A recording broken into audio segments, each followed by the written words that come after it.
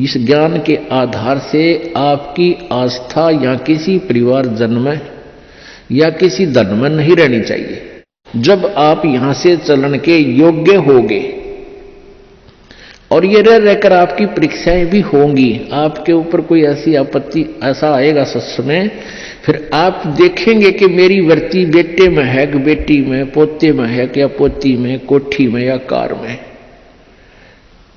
आप जी ने अपने उस जाल को स्वयं काटने की चेष्टा करनी है कि तो जुल्म हो गया, मेरा तो इसमें आस्था है।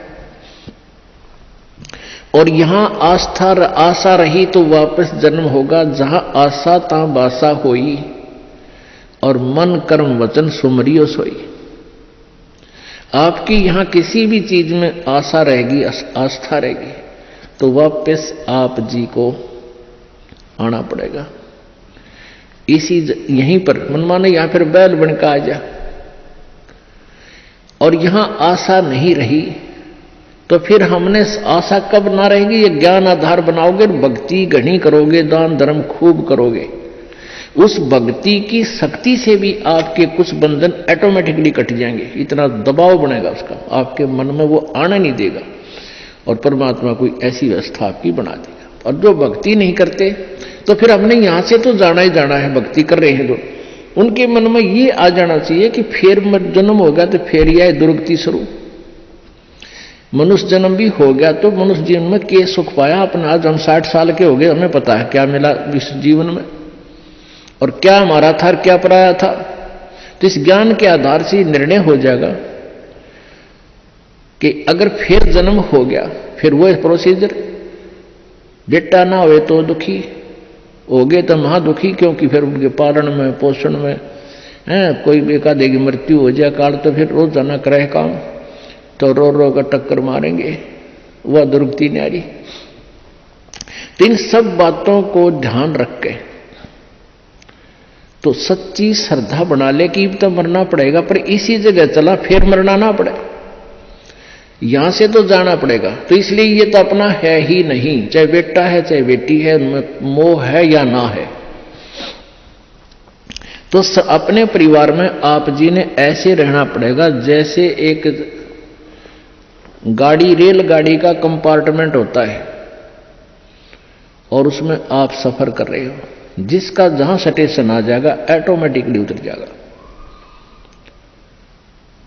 किसी का 2 घंटे का है, किसी का 10 घंटे का सफर है, किसी का 24 घंटे का है वो। तो ऐसे ही आप जी इसको ऐसा समझ कर रहोगे जैसे रेस्टोरेंट होते हैं, होटल में जाकर डट गए, तो वहां सारी सुविधाएं होते हुए भी आपको पता है कि ये मेरी नहीं है, उनका प्रयोग भी करना है। उनमें मेज कुर्सी पलंग टीवी वहां पर है, उनका पंखा कूलर एसी फ्रिज, उनका प्रयोग भी करना है, लेकिन अंडरस्टूड होता है कि मेरी को ना, ये तो धनी की है। तो ऐसे ही ये सारा रेस्टोरेंट, ये होटल, ये काल का है, और हमने किराए पर अपनी पूंजी जमा करा का यहाँ, तो ये कुछ समय का रहने का यहाँ पर मिला हुआ है, और ये व्यवस्था बता दी, इस खेती में बना रखा, ये मजदूरी कर, ये ऐसे खा ले, ये या छोड़ रखा है। लेकिन ये अपनी नहीं, हम यहाँ होटल में कुछ दिनों के लिए सटे करे हुए। यदि ऐसी आस्था आपकी बन जाएगी तो फिर कोई पल्ला नहीं पकड़ेगा आपका, कोई बाधा नहीं बनेगी। अन्यथा जो भक्ति नहीं करते हैं उनकी कैसी वृत्ति होती है। अब जैसे कोई पिछले जन्म में भी कोई भक्त भक्ति करता था और वो पार ना होया, आप जी हो, परमात्मा चाहते हैं कि तुम सभी पार हो जाओ, बहुत अच्छी बात है, क्योंकि पार होने के लिए तो ये सारा खेल हो रहा है आपको पार करने के लिए। अब विद्यालय में बच्चे फेल भी होते हैं और पास भी अधिकतर ही होते हैं, और कुछ एक फेल भी हो जाते हैं, तो वो फेल हुए हुए गणे दुखी होया करें। तो ऐसे ही एक व्यक्ति किसी जन्म में कोई प्राणी, कोई आत्मा परमात्मा से विमुख हो गया, भक्ति ना करी, छोड़ गया, तो उनको फिर लेता है भगवान शरण में। एक किसान के घर जन्म हो गया उस पुण्यात्मा का, अब कहते हैं जो जन मेरी शरण में एक बार आ गया, परमात्मा कहते हैं हमारी शरण में एक बार कोई प्राणी आ गया तो फिर उसको जब तक वो पार नहीं हो लेगा उसके पीछा हम छोड़ना को नहीं। जो जन हमारी शरण है ताका हूं मैं दास, और गेल गेल ला गया फिर वो जब लग धरती आकाश। तो उसी विधान से परमात्मा उस किसान के पास गए और किसान से कहा कि भाई, किसान पहले बैठे, राम रमी हुई, क्योंकि पिछले संस्कारी जो भक्त होते हैं वो कहीं भी जन्म ले लो उनमें वो भाव श्रद्धा बनी रहती है। आओ महाराज जी बैठो जी, बड़ी आसन दे दिया, आप नीचे बैठ गया भगत की तरह। तो महाराज जी तो फिर महाराज जी होते हैं, अपने भक्ति का ज्ञान सुनाते हैं, परमात्मा की चर्चा शुरू कर दी। तो वो किसान कहने लगा, कहाँ जी भक्ति तो मैं करता हूँ, क्या भक्ति, तो मंदिर में जाता हूँ, शिव जी की पूजा करता हूँ। फिर सारी बात बताई, भाई यह भक्ति ठीक नहीं, भक्ति की विधि ये है जो आपके शास्त्रों में लिखी हुई है, कैसी करो। अच्छा जी ठीक सत है, भक्ति भी कराएंगे। भाई फिर उपदेश ले ले। अगना जी नहीं, ये तो बच्चे छोटे छोटे हैं, ये थोड़े से ठीक हो जाए, अपना काम संभालन जोगे, फिर महाराज जी तेरे आप पक्का चेला बन जाऊंगा। लाख समझाने पर भी नहीं माना, यही कहता रहा। परमात्मा चले गए। कुछ दिनों के बाद फिर गए, देखा क्या, किसान के 2 लड़के थे, उन लड़कों के भी बच्चे हो रहे, उन खिलाने लग रहा खूब प्यार से, सीने से लटा रखे पोते। परमात्मा फिर गए, किसान भाई भगत जी देवता तेरे बच्चे भी समझदार हो गए हैं और खेत का काम संभाल लिया, तू आजा भक्ति कर ले, नाम ले ले। ने बोला महाराज जी देख छोटे छोटे पोते हैं, बच्चे खेत में जा हैं, काम कर रहे हैं, और मैं इनको बाद में संभाल रहा हूं, अब मुझे फुर्सत नहीं है, थोड़े ही बच्चे पोते बड़े हो जाए थोड़े से, फिर मैं भक्ति करूंगा। बहुत कहने पर भी बोला ना बाबा जी दुखी ना करे मैंने, क्यों पोते घने पैरे लग गया करे। यह काल का एक भयंकर जाल आगे और बढ़ा देता है उसके ऊपर। अब बेटे तो उल्टे बोलने को धमका दे, कोई खुरका दे, और वो पोते बोल करे प्यारे प्यारे, तो वो घने प्रिय लगते हैं। न बोले बाबा जी तू तो सब ऐसा ही, तेरे तो कोई लाग नहीं, कोई संतान नहीं, तेने क्या पता संसार के उसका है, कह दिया भक्ति कर ले, भक्ति नहीं होया करे, पोते बड़े हो लेंगे फिर बात करूंगा तेरे से, फिर जरूर नाम ले लूंगा, पक्की बात हो रही। नो टाल टूल दिया। अब 4 साल के बाद फिर आए परमात्मा संत जी रूप में। तो घर आके पूछा कि भाई तुम्हारा वो कहाँ गए तुम्हारे पिताजी दादाजी। वो पता चला कि वो तो मर गए, 4 साल हो गए, मृत्यु होगी। मालिक को तो पता था, क्या था कि खेत में उन्हें का बैल बन गया, आके बैल बन गया, बैल की चुनी प्राप्त की, और खेतों में उसका बेटा उसको हल में जोत रहा। अब परमेश्वर वहां पहुंचे, वो लड़का भी जाने था, महात्मा कई बार करते, रोक दिया, कहा महाराज जी कैसे आना हुआ कि भाई डट जा तेरे बाबू, तो 2 बात बतलाऊंगा। उस बैल के कान में निकट सी जाकर कहने लगा, रे भगत अब तो आजा मेरी शरण में, तेरा शरीर छुटवा दूं बैल का, और नाम दे, तेरे को मनुष्य जीवन दे दूंगा, और तू चाल देख ये दुखी हो रहा, तेरा लठ लग गया, तेरा बेटा लठ मारे हैं, और तेरी के दुर्गति हो रही, तो के कह है वो बैल। न्यों कहा बाबा जी तू बोल रहा मत, अब मैं यहां से मर जाऊंगा, दूसरा बैल आ गया, वो थोड़ा काम करेगा, मेरे बेटा ने टोटा हो जाएगा, वो तेरा गजब हुई हो। परमात्मा बोले अच्छा भाई कोई बात ना, ले धन बना तो बेटा गए। अब कुछ दिन के बाद वो बैल भी मर गया, मृत्यु के बाद वो सांप बन गया। अब सांप को एक याद होता है, उसने कहीं धन गाड़ रखा, पहले जमीन में दबाया करते चोरों के डर से, धन जेवर दाब दिए, पैसे चांदी के हुआ करते सिक्के, वो लको दिए, छुपा दिए। तो सर्प बनकर वो वहीं घूम रहा है। अब वो पुत्र वधुओं ने देख लिया शोर मचाया, सांप सांप, उन बेटिया ने मारा लठ उसका, वो मोरी में गए निकल गया, पर एक दो लाठी अच्छी लगी इसके कंडे में हो गया बीच तय। वो सहज सहज धीरे धीरे सरक कर बोझड़ों में झाड़ बोझड़ा में पड़ा। जब परमात्मा गए, कहा सुना भगत जी अब आओगा मेरी शरण में? न्यू बोला जी जान बचा दो मेरी और अपनी शरण में ले लो। मैंने देख लिया कोई नहीं किसी का। परमात्मा बोले सांकड़ी तोड़वा का आया तू मेरी शरण में आया था, पर ये हड्डी तोड़वा के पसड़ी तोड़वा के जब आई तरह समझ में कोई नहीं किसी का। और हम रोज रोन लाग रहे कोई किसी का, कोई ना अपनी भक्ति करो।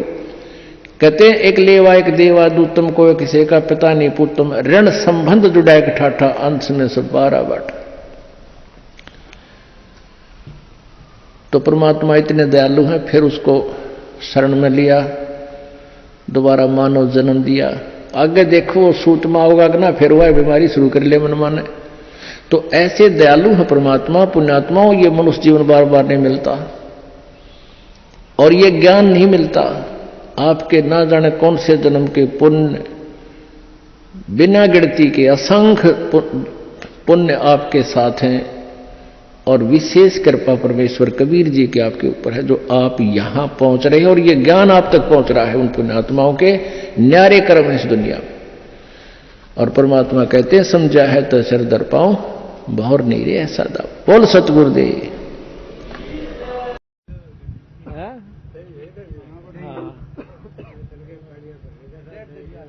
डेढ़ दड़ी आ जाए इसमें तो इसे पाए उड़ा मोटे मोटे लागे हुए धन्ना का।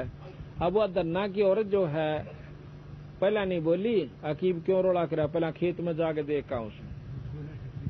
हाँ बेरानी दुनिया भी बंडान दियो सारी आने सोचते लड़ान की मारी कन दियो। वह खेत में गई तो साथ चला काम इसे मोटे मोटे ये थे ना, इसे चौगर लोटे पड़े उसके आर में ठाडा ठुकरा। उन्हें सोची इतना अच्छे खाए कटेगा भगत पल्ला पड़ाइयो है, कहूं के मेरे करे कि मैं तो वो ठा के सर पे का उसके सिर में ठोकूंगी। उड़ा चाल पड़ी लेके धन्ना में तो बेरा था गा जा रही है खेत में, उड़ा खेत में कैसे खेत है उड़ा तो हो गया को नहीं जाके देखा नहीं बेचारे ने। तो 5-4 भगत आगे धन्ना दोरा जब आज लेकर जाया कर दिन पानी पात पे आके तो खेत नार नूर लेन। तो जब भगत जी आ जाया करते कह धन्ना छिला धंधा बाहर नहीं क्यों लड़ाई बहुत कराया करती, ताकि तू सारा दिन भक्ति है भक्ति सकते न राम को काम भी कराया करे। इतना भगत जी बैठे थे, वह बाहर खेता में गई, वो आगे इकट्ठे हो गए। वापस आंधी देखी जब धन्ना ने बोला भाई तुम ही बाड़े तो उठ जाओ। अके बात बस तोड़े हो लो, आज बात बिगड़ रही है, आज हमारा लाल हो ही आवस है। तो वह तो उठ गए और धन्ना बैठा अपना आकर ने बोली जी ज्वार बोई थी, बोई हो तो बोला नीचे नाड़ कर ली। उन्हें बोला बालक तन्ने खाएंगे, वो मारा मतीरा उसका शर्मा ये तुम्बा, वो नाड़ माड़ी से अड्डी कर गया ना, शरनोर तोड़ा वो धरती में जा लग गया। लागते उसके 2 टूक हो गए और उसमें दड़ी पक्की ज्वार कति पीसना करी कराई सी मोटी मोटी पाई। अब उस भगवान की आंख ठहर गई कि यू के काम बना ज्वार इसमें, और वो नाड़ ठीक भी ना कर पाया था, अब आडिये कर रहा था बेचारा।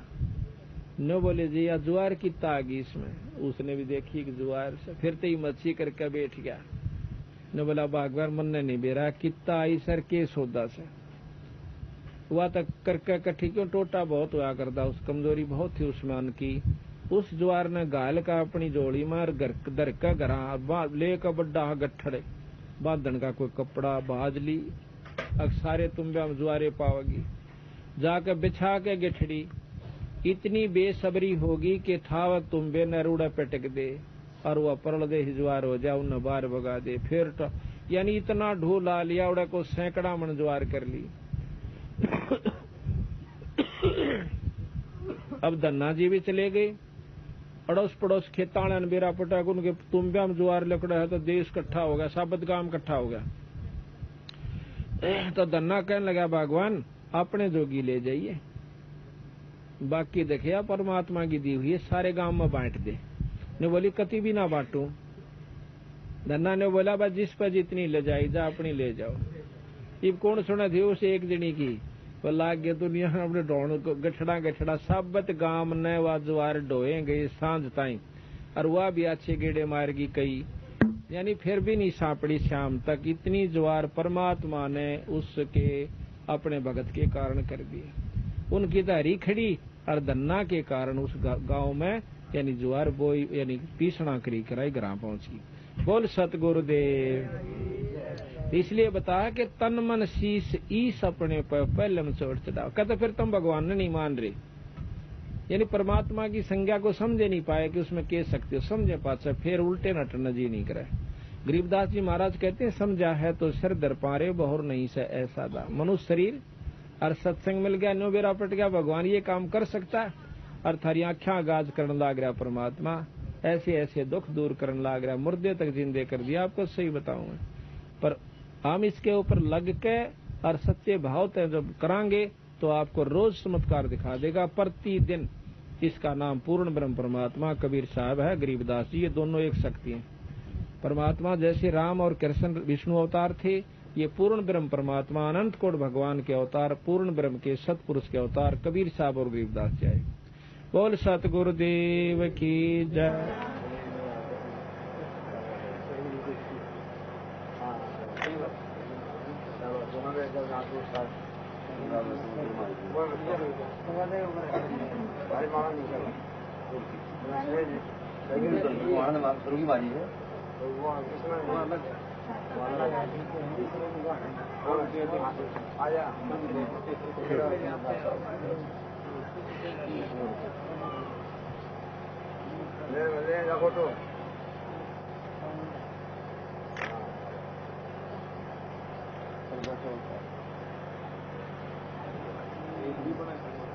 आजा आजा दूसरे किस गए शुरू कर दे।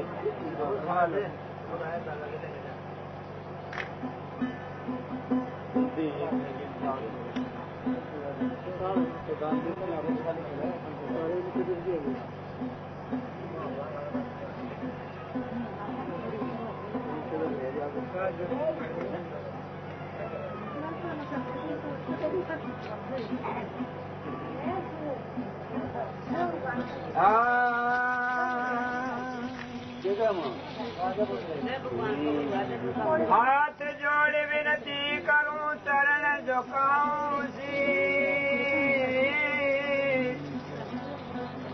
श्री गुरु रामपाल जी महाराज ने दियो नाम।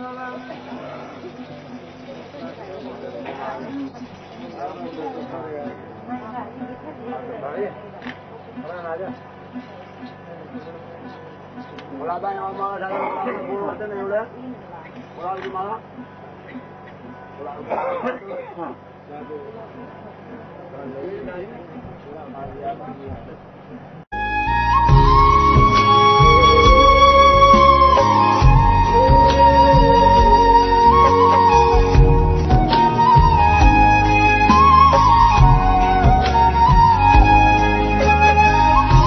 Panasonic, ideas for life.